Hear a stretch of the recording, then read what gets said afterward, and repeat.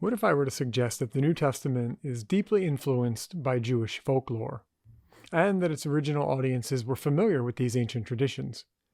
For some, this would be old news. For others, they might say, prove it. Enter Jannes and Jambres, two magicians from the ancient Midrashic tradition who make a surprising appearance in 2 Timothy as symbols of rebellion. These troublemakers emerge from the Midrash, confounding and annoying Moses almost as much as they do adherents of Sola Scriptura. In his second letter to Timothy, Paul provided his Jewish disciple some advice to navigate the challenges he would inevitably face in his leadership role. Paul's apocalyptic language suggests that he believed they were living in the end days, and that the Messianic era was on the cusp of its arrival. This eschatological viewpoint was predominantly based, it seems, on the growing number of Gentiles who had abandoned the world of paganism from the Roman Empire, seeking to join the Jewish community. Paul did not come up with this expectation on his own. It's a key aspect of the Jewish tradition regarding Messiah, in that the world would begin to wake up to the revelation of the God of Israel. Another part of the equation is that there will be an opposing force seeking to undermine this final redemption. With these ideas in mind, Paul cautioned Timothy to be very aware of these different types of people who will attempt to stunt his efforts. He writes, "But understand this, that in these last days there will come times of difficulty, for people will be lovers of self, lovers of money, proud, arrogant, abusive, disobedient to their parents, ungrateful, unholy, heartless, unappeasable, slanderous, without self-control," and he continues to go on with a number of these descriptors. But he interestingly mentions two people by name, Jannes and Jambres we'll call them, who seem to embody these traits, but also something different. In 2 Timothy 3, 4-9, he states, "Just as Jannes and Jambres opposed Moses, so these men also oppose the truth, men corrupted in mind and disqualified regarding the faith. But they will not get very far, for their folly will be plain to all, as was that of those two men." Here, Paul calls actually on the Rabbinic tradition, associating Jannes and Jambres with a form of spiritual blindness that he sees present in their opponents in his time. We might immediately ask a few questions. Where did Paul learn about these ideas?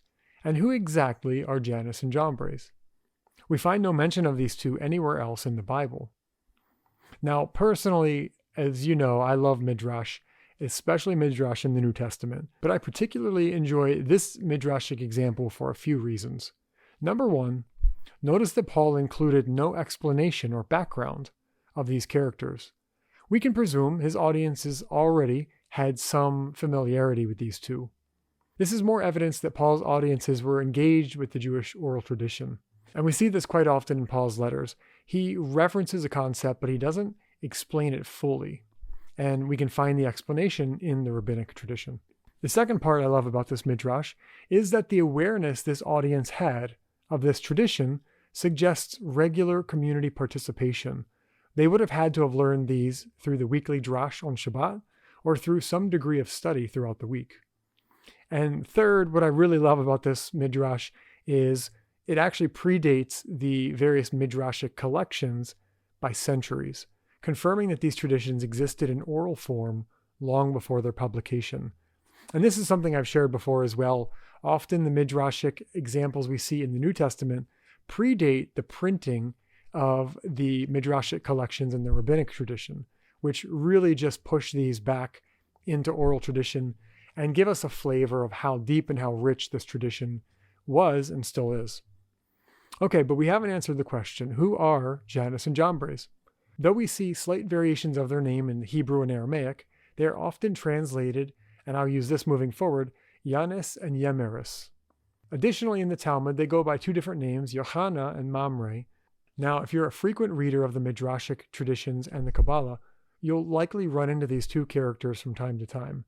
They always make an adversarial appearance to whatever the nation of Israel is engaged in. Tradition teaches us that Jannes and Jambres were not just magicians, they were the lead magicians in Pharaoh's court. And these are the two, as I mentioned, who specifically tried to counteract and replicate the miracles performed by Moses in Egypt. These two also had a supernatural kind of hatred for Israel, and we see that in the nation of Amalek as well, where they go out of their way to destroy the nation or to thwart whatever it is they're engaged in. Tradition reveals that they even followed the Israelites out of Egypt, causing trouble for them on the road. It's the Zohar that tells us they used their sorcery to overpower Aaron, and were actually successful in spurring the tragic incident with the golden calf. These two make another appearance in tradition, as the evil Balaam was summoned by Balak to curse the nation of Israel. In Numbers 22:22, we read the following: "And God was incensed at his going, so a messenger of the Lord took a position in his way as an adversary. He was riding on the donkey with his 2 servants." So in this passage, the Targum Jonathan, states that Jannes and Jambres were the servants, but it also states in the tradition that they were the sons of Balaam, who arose and accompanied him on his mission. Other traditions suggest they were related to Laban, Jacob's treacherous uncle. They were the grandsons of Laban specifically. But sometimes in the rabbinic vernacular, the idea of sonship is not always intended to be literal, but a reference point connecting someone with a similar spirit and life mission. Whether or not these two men existed in real life, these guys were bad news, and they were among a vast conglomerate of evil people who continually attempted to undermine God and his people. In the mystical or the Sod level tradition, Jannes and Jambres are often associated with a multifaceted concept known as the Erev Rav in Hebrew, or the mixed multitude. Now historically, the Erev Rav, the mixed multitude, were a problematic group who left Egypt along with the nation of Israel. Exodus 12:37-38 says, "The children of Israel moved on from Ramses to Sukkot, about 600,000 on foot, menfolk apart from little ones, and also a mixed multitude went up with them." Now in the Kabbalistic tradition, the Erev Rav is actually a topic we should cover in a future episode, but they represent a spiritual counterforce to Israel. Where Israel's mission is to purify the world and bring humanity back to proper worship of God, the Erev Rav embody the unholy traits that lead people astray. Notably, the Erev Rav are connected to the pre-Adamic races who have continually attempted to snuff out any spark of redemption. In this, they're uniquely connected to the Messiah, because when the sparks of the Erev Rav are finally purified in holiness, the Messianic era can begin.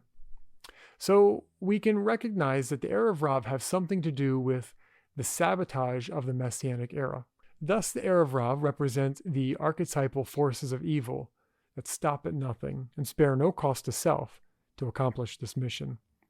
Through the mention of Jannes and Jambres, Paul seems to have connected to the full range of these ideas in his letter to Timothy, warning that the spirit of these troublemakers will emerge whenever mankind is on the brink of elevation. Though Paul's timing was a little off, the Kabbalah teaches that the same forces emerge in every generation. That's it for today's episode. I hope you enjoyed this topic. Remember, you can find more information at thehiddenorchard.com. If you liked what you heard, please leave a review and share this podcast with your friends. We don't really engage in marketing, so it's word of mouth and references like that really help spread the word. Also, I want to say thank you to those who subscribe to the site and those who support the Hidden Orchard Project financially. Without you, it wouldn't be possible, so thank you. Thanks to everyone for tuning in, and we'll see you next time.